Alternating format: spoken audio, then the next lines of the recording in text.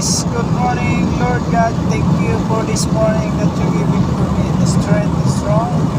We are going to travel again. We are going to keep going, continue to the going for Helan. Ito guys, dito tayo sa kalsada ngayon. Lalampasan na natin yung ating mga kasabayan. So sa ngayon, mag-isa na lang ako dito sa daan. Guys, grabing Australia guys. Napakalawak na lupain. Kasada, diretso. Wala yung katulad dyan sa Pinas sa paikot-ikot.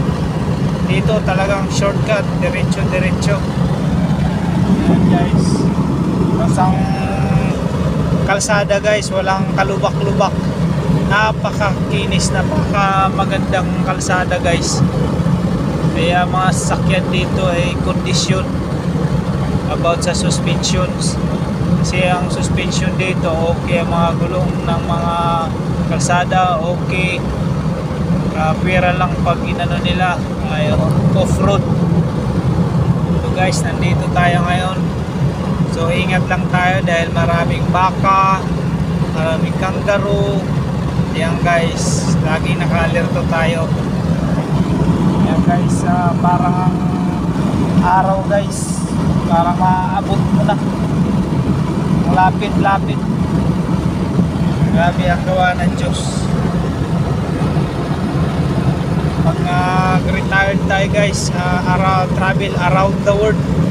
Maganda siguro pag ganun. Sana makamit natin yun. Bigyan pa tayo ng Diyos ng mahabang buhay.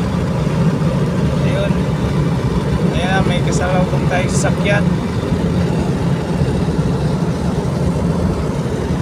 Babaan lang natin. Baka may report tayo. Ayan guys. Kita nga.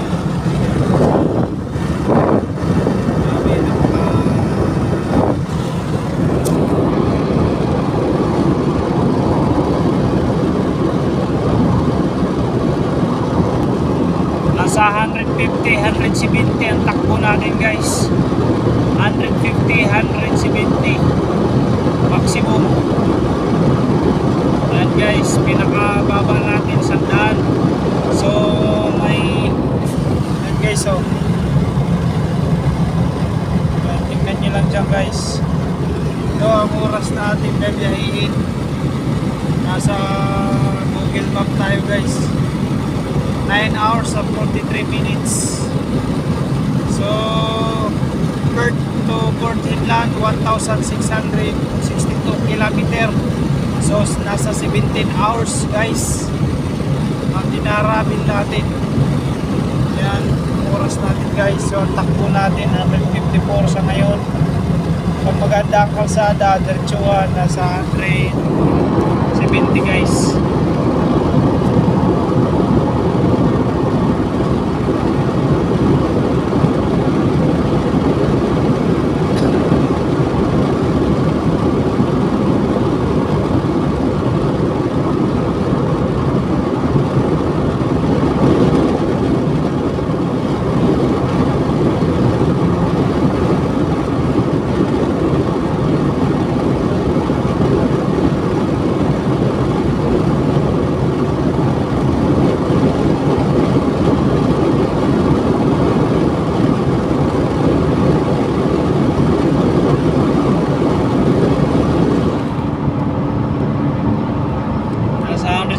Na tayo guys.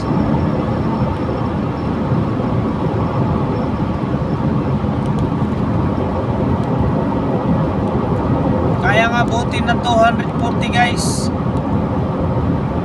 Kasi 260 ang takbo ng ating kotse. So yun ang speed limit niya. 260 ba?